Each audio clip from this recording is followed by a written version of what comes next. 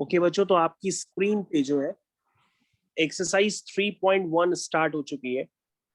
उसमें लिखा हुआ है कि आपको 3.5 एक्सरसाइज में बच्चों आपको बताना है which of the following pair of linear equations has unique solution, no solution, infinitely many solution।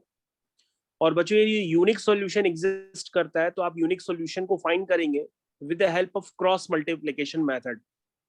पहले बच्चों हम प्रीवियस एक्सरसाइज में जो कर रहे थे वो यूनिक सॉल्यूशन फाइंड करने के लिए या तो एलिमिनेशन मेथड या सब्स्टिट्यूशन मेथड यूज कर रहे थे। लेकिन बच्चों अब जो आपको यूनिक सॉल्यूशन फाइंड करना है वो क्रॉस मल्टीप्लिकेशन मेथड की हेल्प से फाइंड करना है। इस बात का स्पेशल ध्यान रखिए। तो बच्चों जो फर्स्ट इक्वेशन है, ये फर्स्ट इक्वेशन आपकी स्क्रीन पर आ गई है। तो सबसे पहले बच्चों हम लोग फर्स्ट इक्वेशन को कंपेयर करते हैं a1x plus b1y plus c1 equal to 0 से। तो बच्चों यहाँ पे a1 की वैल्यू आएगी 1, b1 की वैल्यू आएगी -3, c1 की वैल्यू आएगी -3। उसी तरीके से बच्चों आपकी सेकंड इक्वेशन है a2x plus b2y plus c2 equal to 0। तो बच्चों यहां से a2 आएगा 3, b2 आएगा -9 और c2 आएगा -2। तो बच्चों जब आप कंपैरिजन कर लेते हैं तो सबसे पहले आपको चेक करना होता है a1 अपॉन a2 का रेशियो जो कि 1/3 आ रहा, b1 अपॉन b2 का रेशियो बच्चों -3/-9 है। इसको बच्चों आप कैंसिल करेंगे तो ये 1/3 हो जाएगा। और बच्चों c1 अपॉन c2 का रेशियो चेक करेंगे तो -3/-2 that means it is equal to 3/2। तो बच्चों से क्लियरली इंडिकेट है कि a1 अपॉन a2 जो है वो इक्वल आ रहा b1 अपॉन b2 के। चेक कर लीजिए दोनों 1/3 इसलिए इक्वल है। लेकिन b1 अपॉन b2 इक्वल नहीं है c1/c2 के। तो बच्चों ये कौन सी कंडीशन हो गई? ये कंडीशन हो गई यो नो सॉल्यूशन। तो बच्चों ये कंडीशन नो सॉल्यूशन की होती है, इसलिए हम किसी भी तरह का सॉल्यूशन यहाँ फाइंड नहीं कर सकते। तो बच्चों ये क्वेश्चन करने का तरीका है। फर्स्ट क्वेश्चन आपकी स्क्रीन पर हो चुका है। बच्चों हम लोग सेकंड क्वेश्चन के लिए सबसे पहले इसको क्रॉप कर लेते हैं। ये देखिए बच्चों सेकंड क्वेश्चन आपकी स्क्रीन पर है, इसको मैंने क्रॉप कर लिया है और ये सेकंड क्वेश्चन आपके सामने आ रहा है। बच्चों सारे क्वेश्चंस करने का मेथड एकदम सेम है। ये सेकंड क्वेश्चन आपकी स्क्रीन पे आ गया है। सबसे पहले बच्चों हम इसको करने के लिए a1x जैसे करते हैं बिल्कुल वैसे ही करेंगे। a1x plus b1y plus c1 equal to 0 से कंपेयर करेंगे। लेकिन बच्चों उससे पहले आपको इक्वेशंस को जो है फॉर्म में लिखना पड़ेगा। This is 2x plus y minus 5 equal to 0, standard form में लिखना पड़ेगा। और इसको लिखेंगे 3x plus 2y minus 8 equal to 0। और बच्चों जब इसको कंपेयर करेंगे तो कंपेयर करते समय a1 की वैल्यू 2 आएगी, b1 की वैल्यू 1 आएगी और c1 की वैल्यू -5 आएगी। उसी तरीके से बच्चों यहाँ पर a2 की वैल्यू 3 आएगी, b2 की वैल्यू 2 आएगी और c2 की वैल्यू -8 आएगी। ये आपको समझ में आना चाहिए।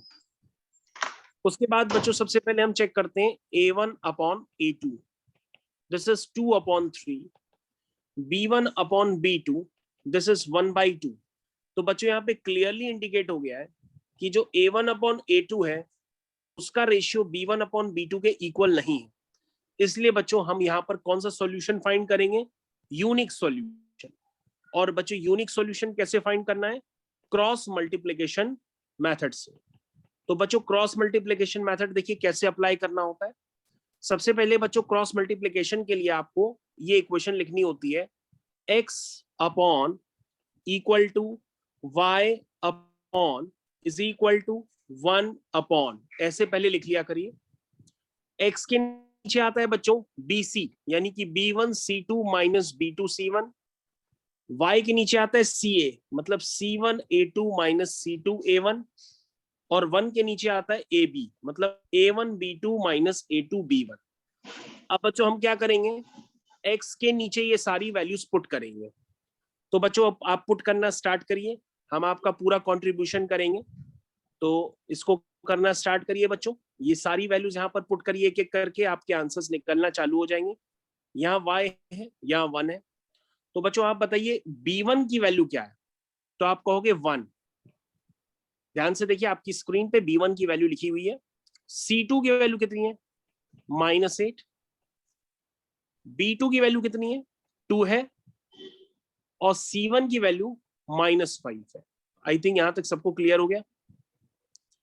उसके नीचे देखिए बच्चों, y के नीचे C1 की वैल्यू कितनी है, -5, A2 की वैल्यू कितनी है, 3, C2 की वैल्यू कितनी है, -8, और A1 की वैल्यू कितनी है, 2।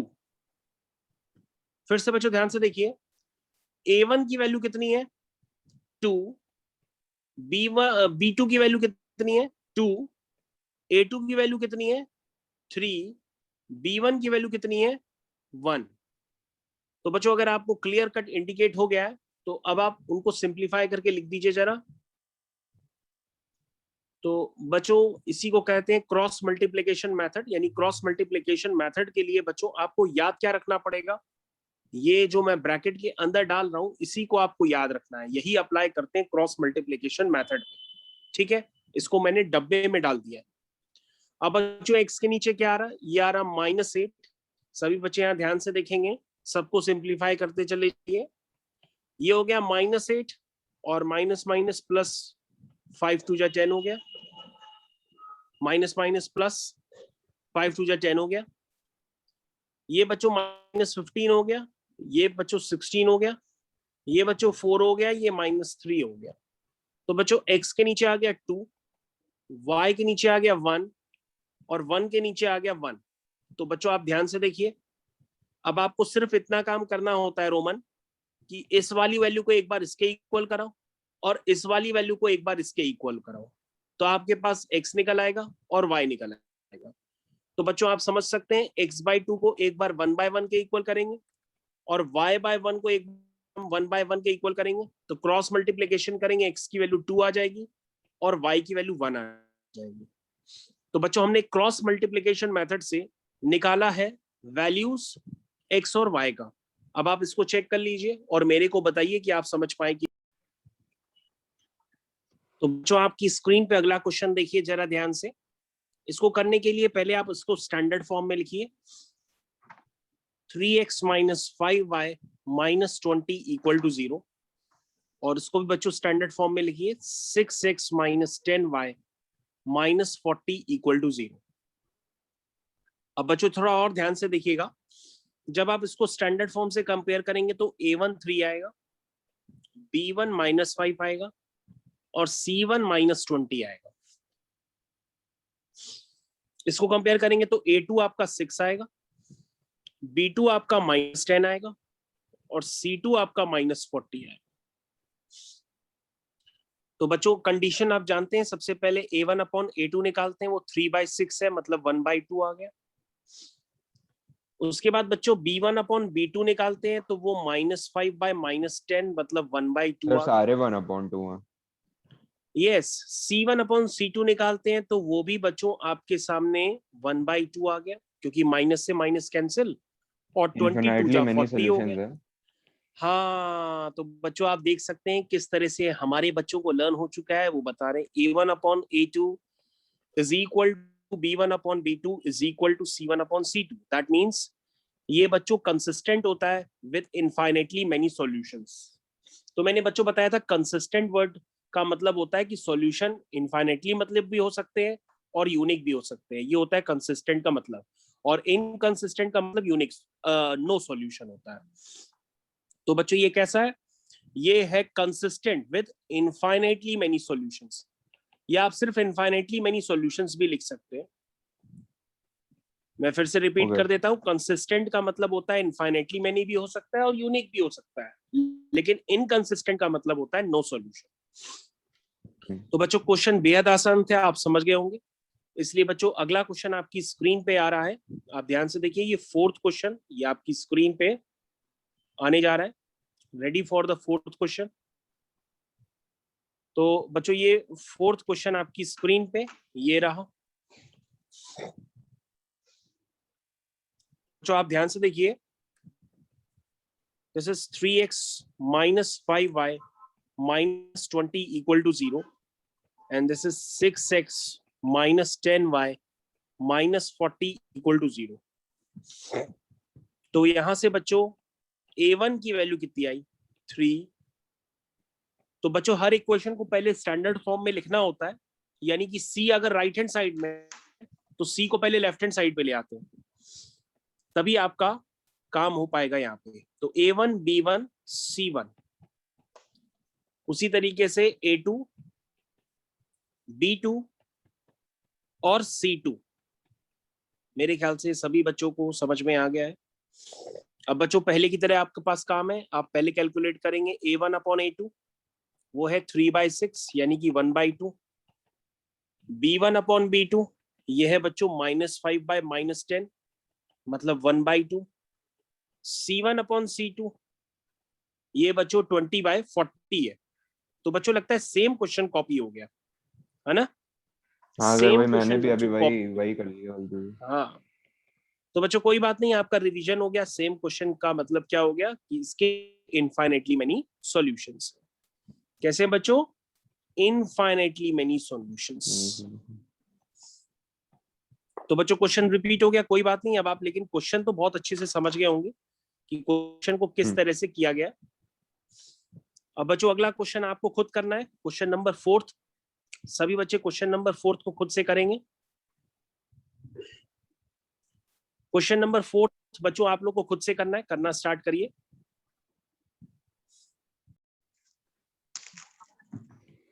तो बच्चों नेक्स्ट क्वेश्चन आपके पास आ गया है। नेक्स्ट क्वेश्चन में अगर आप बच्चों चेक करें तो आपका A1 जो है 1 है, B1 बच्चों -3 है और C1 -7 है।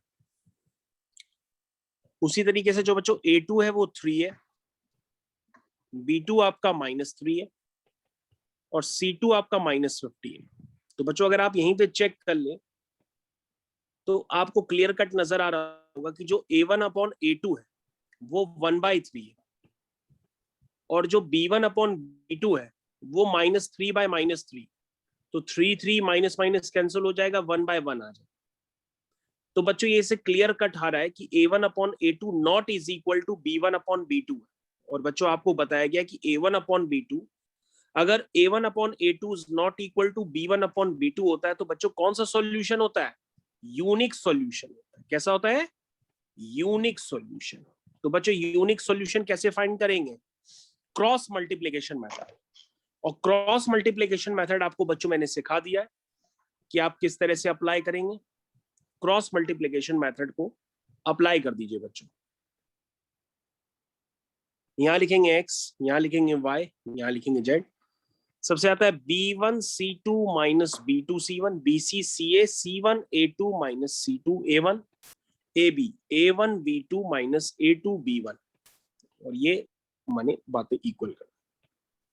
तो बच्चों अब आप देख सकते हैं आपको वैल्यूज पुट करनी है, तो एकदम आराम से आप वैल्यूज पुट करिए, आपका क्वेश्चन होगा।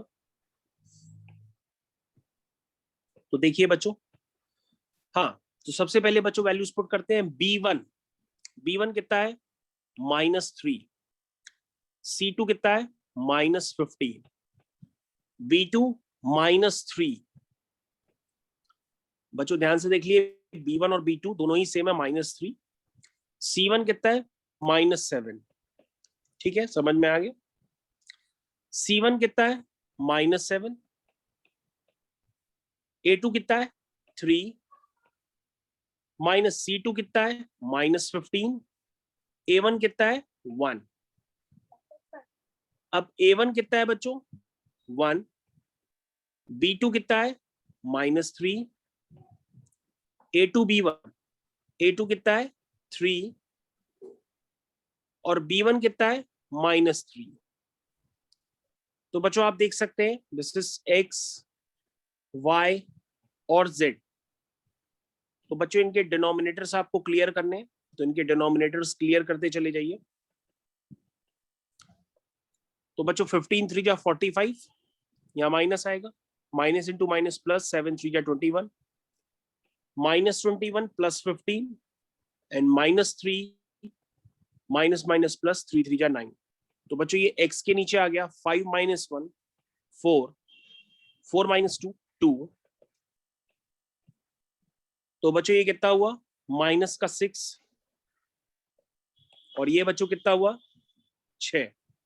तो बच्चों मैंने आपको बताया था एक बार x/24 को आप क्या करेंगे 1/6 के इक्वल करेंगे। यहाँ बच्चों थोड़ा सा ध्यान दीजिएगा, ये z नहीं है, यहाँ पर 1 होता है, इसको आप करेक्ट कर लीजिएगा।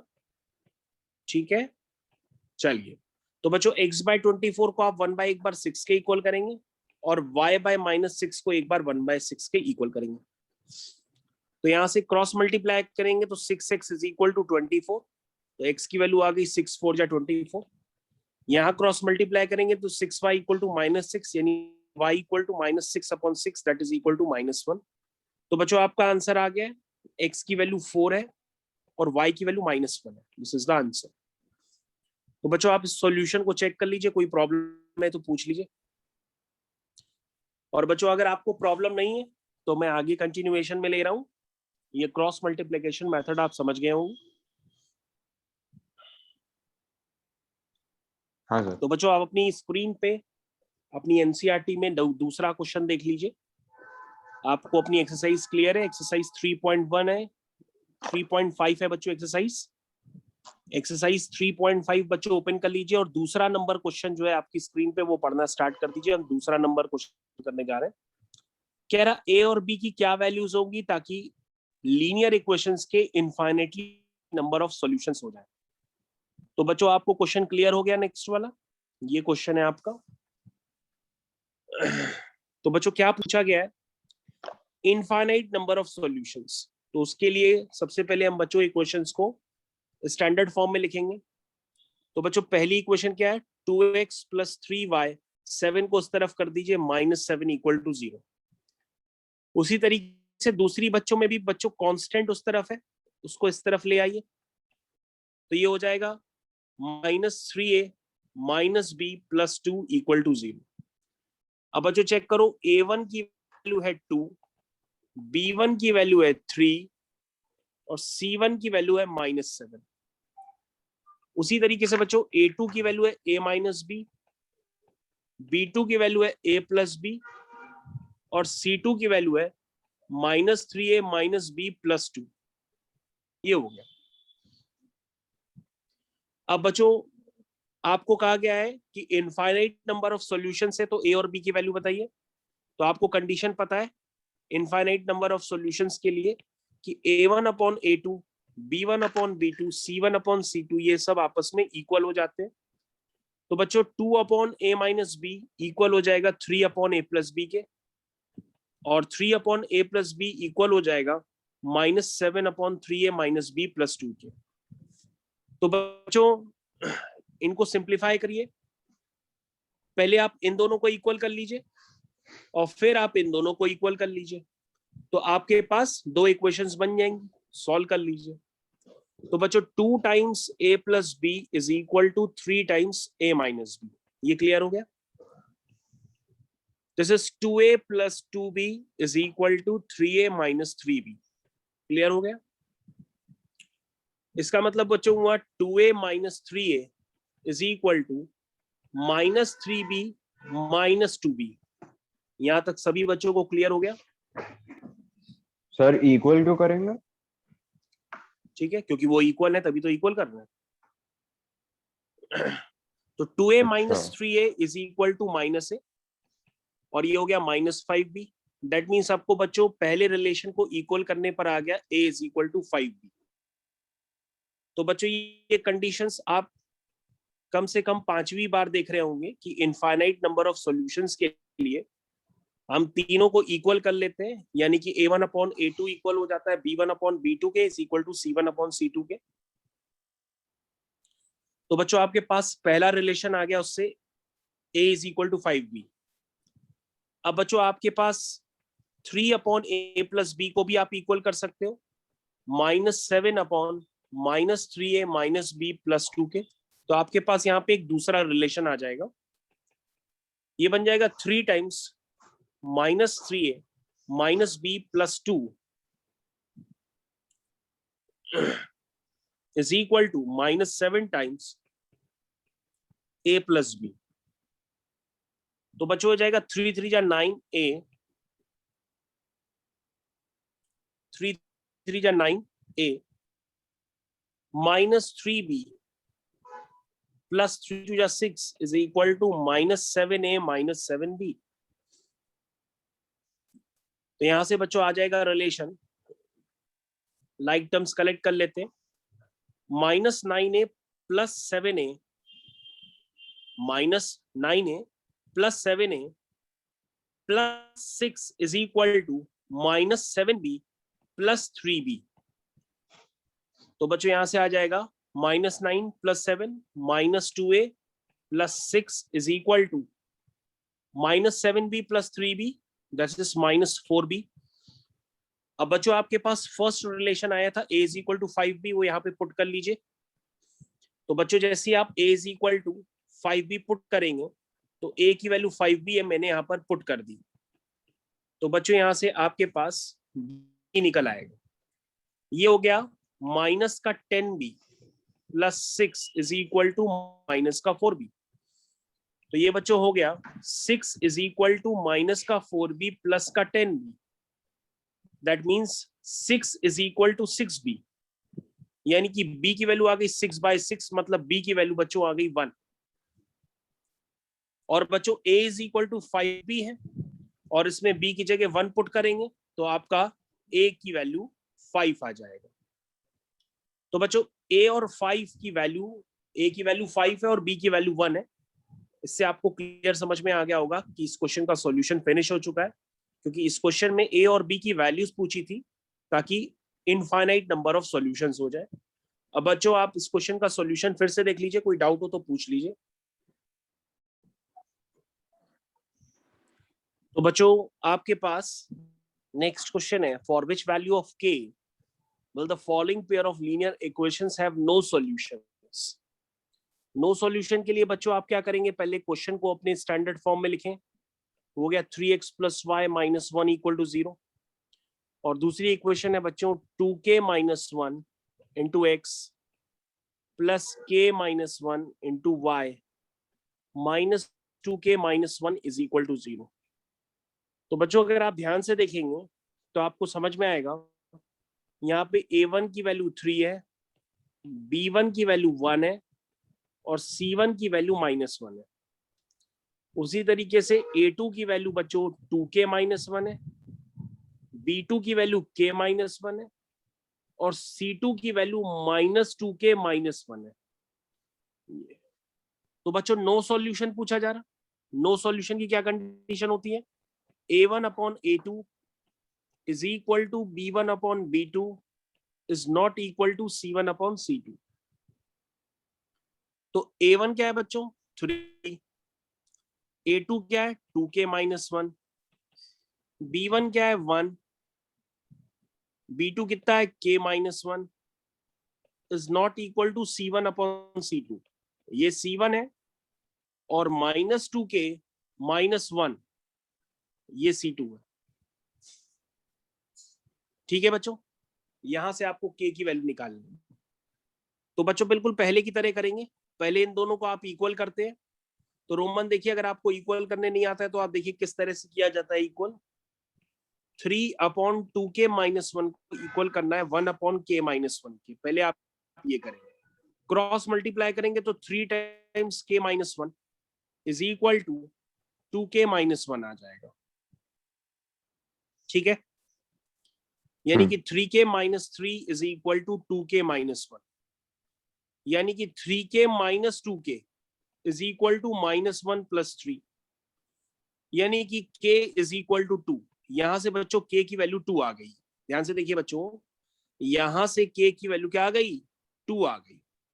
अब बच्चों अब आप एक काम करिए, सभी बच्चे एक और काम करें। अब 1 अपॉन k माइनस 1 को नॉट इक्वल टू करें -1 अपॉन -2k माइनस 1 से। तो बच्चों ये नॉट इक्वल का साइन बिल्कुल वैसे ही होता है जैसे इक्वल का साइन होता है।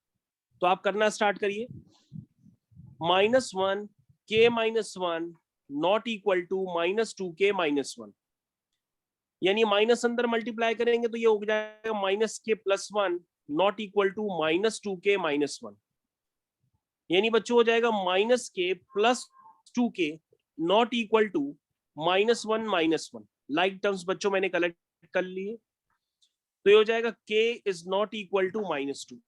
तो बच्चों अगर आप ध्यान से देखिए, आपसे पूछा जाता कि k की किस वैल्यू के लिए इसके नो सॉल्यूशन होंगे। तो तुम कहोगे k 2 होगा या k -2 नहीं होगा, इन दोनों वैल्यूज के लिए इसके नो सॉल्यूशन होंगे। तो बच्चों आपका आंसर निकल के आ गया है, k 2 हो सकता है और k -2 के इक्वल नहीं होना चाहिए। तो इन दो कंडीशंस के लिए आपका क्या होगा, नो सॉल्यूशन। तो बच्चों ये कंसेप्ट आपको क्लियर होना चाहिए।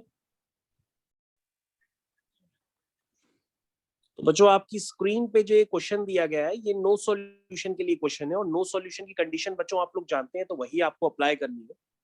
जब आप अप्लाई करेंगे तो बच्चों आप ध्यान से देखिए, आप 3/2 के -1 को इक्वल करेंगे 1/k -1 के, तो वहां से k की वैल्यू 2 आएगी, तो इसके लिए नो सॉल्यूशन है। और बच्चों यदि आप इन दोनों को आपस में सॉल्व करेंगे तो यहाँ से k की वैल्यू आएगी नॉट इक्वल टू -2। तो इसका क्या मतलब हुआ बच्चों, इसका मतलब हुआ कि k नॉट इक्वल टू -2। इसका हिंदी में मतलब ये हुआ कि k -2 नहीं हो सकता, लेकिन -2 के अलावा बाकी सब कुछ हो सकता है। तो -2 के अलावा आपने कौन सी वैल्यू निकाली है, 2 निकाली है ना। तो 2 उसके लिए एक नो सॉल्यूशन के लिए ट्रीट करेगा, या आप ऐसे कर दीजिए कि k -2 नहीं होना चाहिए तो भी नो सॉल्यूशन के लिए ट्रीट करेगा। -2 नहीं होना चाहिए तो क्या होना चाहिए, तो k इक्वल टू 2 आपने निकाला तो है, ये होना चाहिए। तो बच्चों आप ऐसे लिख सकते हो एग्जाम में कि k इज इक्वल टू -2 नहीं होना चाहिए तो क्या होना चाहिए, तो -2 के अलावा आपने वैल्यू निकाली तो है 2, तो k इज इक्वल टू 2 के लिए वो नो सॉल्यूशन शो कर रहा है। तो बच्चों आप एग्जाम में इतना भी लिख के छोड़ सकते हो कि k जो है इक्वल टू 2 के लिए वो नो सॉल्यूशन आंसर देगा। आपकी कंडीशन हो गई बस। हाँ सर। तो इस तरह से बच्चों एग्जाम में क्वेश्चन करते हैं, और आपको ये सारे क्वेश्चंस रिपीट करने पड़ेंगे तभी आपको आएंगे। तो बच्चों थर्ड क्वेश्चन पढ़िए अपनी स्क्रीन पे, exercise 3.5। Solve the following pair of linear equation by the substitution and cross multiplication method. कह रहा है दोनों से सॉल्व करो, सब्स्टिट्यूशन और क्रॉस मल्टीप्लिकेशन मेथड। और बच्चों अब तक आपको ये दोनों में से मेथड ये आ ही गए हैं, तो आप इसको अब निकाल लीजिए। आपको बच्चों सब्स्टिट्यूशन मेथड भी आता है और क्रॉस मल्टीप्लिकेशन मेथड भी आता है, तो आप इसको वेरीफाई कर लीजिए क्या ये दोनों एक ही तरीके हैं। चलिए दोनों से आंसर सेम आएगा। तो बच्चों सब्स्टिट्यूशन मेथड क्या होता है, सब्स्टिट्यूशन मेथड में हम किसी एक टर्म से x की वैल्यू निकाल लेते हैं। मान लो फर्स्ट इक्वेशन है, वहां से हम लिख देंगे 8x is equal to 9 - 5y। ठीक है, यहां से x की वैल्यू आ जाएगी 9 - 5y बाय 8। ये बच्चों x की वैल्यू आ गई। और बच्चों जो x की वैल्यू आई है उस x की वैल्यू को आप सेकेंड इक्वेशन में पुट कर दीजिए, इसी को कहते हैं सब्स्टिट्यूशन मेथड। ठीक है बच्चों, अब आप इसको सॉल्व कर लीजिए। तो सॉल्व करेंगे तो 3 9 जा 27, 3 5 जा 15, y upon 8 plus 2y is equal to 4। LCM लेने के लिए नीचे 1 लगा दीजिए, 8 आ जाएगा। ऊपर आएगा 27 माइनस 15y प्लस 1 8 जा 8 2 जा 16 इक्वल टू 4। तो बच्चों ये हो गया 27 plus y upon 8 is equal to 4। तो यहां तक बच्चों आपको सारे टर्म्स क्लियर होने चाहिए, ये सब्स्टिट्यूशन मेथड है। बच्चों अब आप इसको क्रॉस मल्टीप्लाई कर लीजिए, तो 27 plus y is equal to 32 आ जाएगा। तो बच्चों यहाँ से y की वैल्यू आ जाएगी 32 माइनस 27, यानी y की वैल्यू 5 आ गई। अब बच्चों y की वैल्यू 5 आप यहाँ पुट कर दीजिए तो x आ जाएगा 9 माइनस 5y, y की वैल्यू है 5 अपॉन 8। तो बच्चों ये हो गया 9 माइनस 25 बाय 8। तो बच्चों ये कितना हुआ, ये हुआ -16 बाय 8, यानी ये वैल्यू आ गई -2। तो बच्चों आपने दोनों आंसर्स निकाल लिए, x की वैल्यू -2 और y की वैल्यू 5 यूजिंग सब्स्टिट्यूशन मेथड। तो बच्चों अब आप क्रॉस मल्टीप्लिकेशन मेथड को यूज करेंगे। तो क्रॉस मल्टीप्लिकेशन मेथड कैसे यूज करेंगे, सबसे पहले बच्चों दोनों इक्वेशंस लिखेंगे, 8x plus 5y minus 9 equal to 0। दूसरी है 3x plus 2y minus 4 equal to 0। यहां से a1 निकालेंगे, तो A1 कितना हुआ 8, B1 कितना है 5, C1 -9, A2 3, B2 2, C2 -4। उसके बाद बच्चों क्रॉस मल्टीप्लिकेशन मेथड के लिए रेडी हो जाइए। सबसे क्या लिखते हैं BC, यानी कि B2C1 माइनस जो आप लिखते हैं उसको लिख लीजिए। BC के बाद आता है CA, C1A2 minus C2A1, AB यानी A1 B2 minus A2 B1। ये बच्चों आपने अप्लाई कर दिया। वैल्यूज बच्चों यहाँ पुट कर लीजिए, आपको A1 A2 B1 B2 सब नजर आ रहा है। जब बच्चों वैल्यूज आप पुट करेंगे और अपने आप जब आप कॉपी में करेंगे, क्योंकि अब आप अपने आप कर लीजिए, फिर इस वाली वैल्यू को बच्चों इसके इक्वल कर देना एक बार, तो आपका x आ जाएगा। फिर बच्चों आप इस वाली वैल्यू को एक बार इसके इक्वल कर देना, तो आपका y आ जाएगा। तो बच्चों अब जब आप xy निकालोगे वही आंसर निकल के आएगा जो आपने ऊपर निकाला है। That means x equal to आपका -2 आएगा और y इज इक्वल टू 5 आएगा। तो बच्चों आप करके इसको चेक कर लो ताकि आपको भरोसा हो जाए कि क्रॉस मल्टीप्लिकेशन मेथड से भी वही आंसर आएगा। करके चेक करिए।